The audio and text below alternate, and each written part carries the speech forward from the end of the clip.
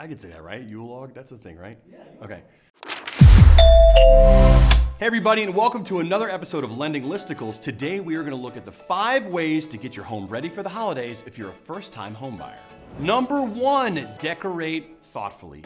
You just moved into the area, no like blue Christmas trees or anything like that. And if you got icicle lights, careful hanging those on your side of the fence. We all know how those things can dangle over.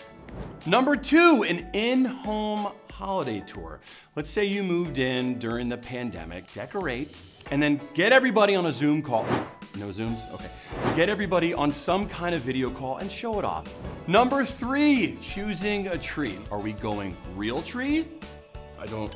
Could someone put a real tree here? Or are we going fig tree? This is the top of a fig tree. You get the point.